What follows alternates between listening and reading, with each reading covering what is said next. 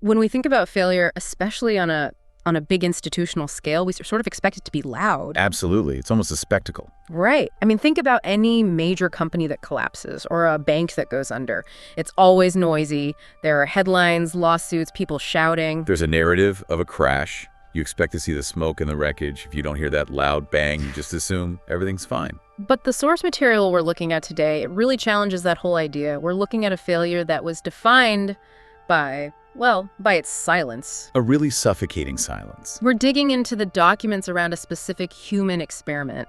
And I want to be clear from the start, this isn't some fringe conspiracy theory. No, not at all. This was a project that ran for years. It had full institutional backing, it had funding, it had official approval. And that's the most important thing to get across right away. This is really a story about the machinery of bureaucracy, It's about how a completely legitimate project can just vanish into what these authors call the silent documents of history. So our mission for this deep dive is to understand that life cycle. Not just what happened in the experiment, which is disturbing enough, but how it was handled afterwards, the cleanup. Exactly. It's a perfect example of what some call bureaucratic erasure. Institutions, when they face an inconvenient truth, they don't usually have bonfires, like in the movies. Right, no shredding party. No. Yeah. They handle it with administration, with vague language, with filing cabinets, and with silence. And that's exactly what we see here. So let's start at the beginning, what we can call the architecture of legitimacy. Because when you hear human experiment that was shut down, your mind just jumps to something illegal. It does. But the sources are so clear on this. It started out looking completely normal. More than normal, actually. It looked like progress. It had the official stamp on it. It absolutely had the stamp. And that stamp is so important because of the psychological weight it carries. It legitimizes everything that comes next. And it involved real people. These weren't just abstract data points. They were individuals recruited through official channels. They signed consent forms. They walked in through the front door. And that consent form it's really at the heart of the tragedy here. You have to think about the psychological contract that gets created. What do you mean by that? Well, when you walk into a prestigious institution, you see the official logos, you sign the forms, you automatically trust that the people in charge know what they're doing. You believe you're contributing to something important. You assume the safety net is there. Exactly. You assume they know where the line is. The proposal itself was reviewed, it was adjusted, it was approved by ethics bodies.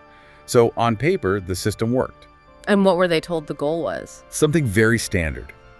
To better understand human behavior, decision-making, emotional responses under controlled conditions, it sounds like something out of a Psychology 101 textbook. Safe, monitored, and temporary. Those were the key words. But here's the key insight, and it's a tough one. Approval does not always mean clarity. So just because a committee signs off on it, it doesn't mean anyone truly understands the reality of what they're about to create. The paperwork was clean, but there was a huge gap between that paperwork and what actually happened inside those walls. And that's where we get into the hidden variable, isn't it? The psychological pressure. Precisely. The experiment didn't rely on physical risk, which would have been an easy red flag. It relied on psychological stress. And you have to remember the context of the era this probably happened in. Psychological harm wasn't really understood in the same way. Not at all. It was often underestimated. If you weren't bleeding, if there was no physical mark, the assumption was often that you were, fine. It was an invisible metric. Which is so dangerous. Because if they had been doing something physically harmful, the oversight committees would have shut it down instantly. Right. But psychological pressure is invisible, at least at first. And that's where the legitimacy of the project really starts to crack. Because the shift from study to crisis happened incredibly fast. The source says that within days, literally just days, unexpected reactions started happening. And this is where the researchers faced a conflict. They were expecting data points, charts and graphs. What they got was raw human distress. The descriptions are pretty heavy. Participants becoming withdrawn, anxious, emotionally unstable. These are people who were healthy volunteers just a few days before. And this is where we see the sunk cost fallacy of the scientific method kick in. In a normal situation, if you see someone in distress, you stop. You help. It's just basic empathy. Exactly. Yeah. But in this experimental context, that distress gets reframed. It's not a crisis anymore. Yeah. It becomes a result. It's the data. That is chilling. The source says the data was considered too valuable to stop. It's a classic trap. If your experiment is designed to see how people react to pressure, then seeing him break down can feel like a success, not a failure. You're getting the results you hypothesized. But what about the oversight committees? The brakes on the train? They were informed. The record shows that. But no immediate action was taken. And you can almost feel the inertia of the bureaucracy. Stopping a project like this is a huge deal. It's an admission of a mistake. It's easier to just wait and see. It's always easier to let it run for just a few more days. Yeah. But things didn't settle down. And that leads us to the shutdown itself. And this is where the story gets really strange. You'd expect a gradual wind down, right? A debriefing, a final report. But that's not what happened. Not at all. It was the bureaucratic equivalent of pulling the emergency brake on a train going at full speed. A hard stop. No prior notice. Participants were just dismissed. Sessions canceled. Imagine being one of them. You're anxious, your reality has been warped for days, and then suddenly someone just opens the door and says, okay, it's over, go home. It's profoundly disorienting. And when you ask why, what was the official reason they were given? 2 words. Ethical concerns. That's it. And those 2 words are doing so much heavy lifting. It's a shield. Ethical concerns admits there's a problem, but it doesn't define it. It stops the liability, because you can say you stopped it, but it avoids any specific admission of harm. And then the silence. No press conference, no public report, no real explanation to the people who went through it. This is that difference between a loud failure and a silent one. If you don't release a report, there's nothing for anyone to critique. You contain the narrative by not creating one. But the participants were left with these loose ends. The source mentions lingering emotional effects. They were left to process that trauma completely alone. Compensation was minimal. But the most telling detail for me is the advice they were giving when they left. That they were advised not to speak publicly about it. That's the final lock on the door. It frames their silence as a duty.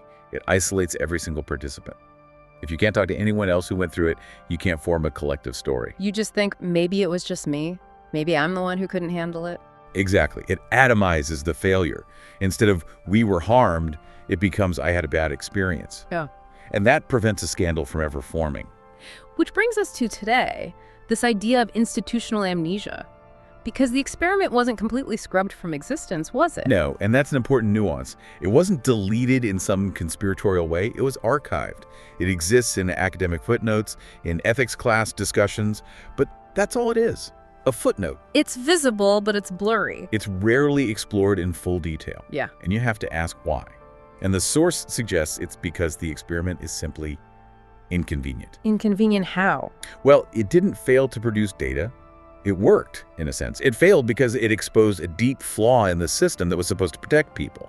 It showed that approval from a committee is not an ironclad guarantee of safety. And that's a much harder truth for an institution to face than, say, a single rogue researcher. Precisely. It's easier to fire a bad apple.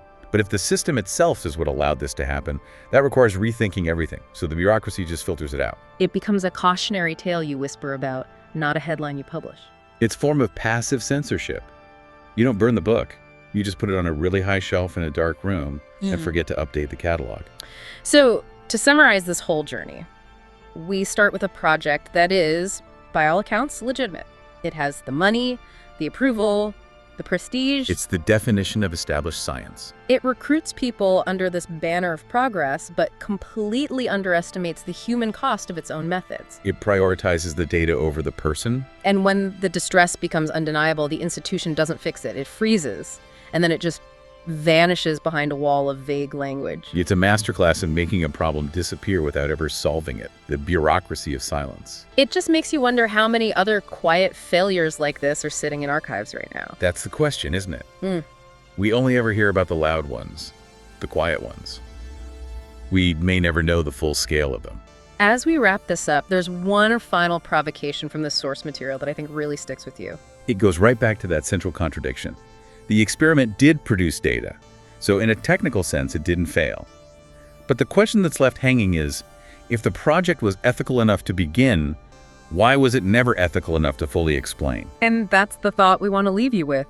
We trust the systems. We trust that if something is approved, it's safe, and if something goes wrong, we'll be told why. This story really challenges both of those assumptions. It reminds us to listen to the silence just as closely as we listen to the noise.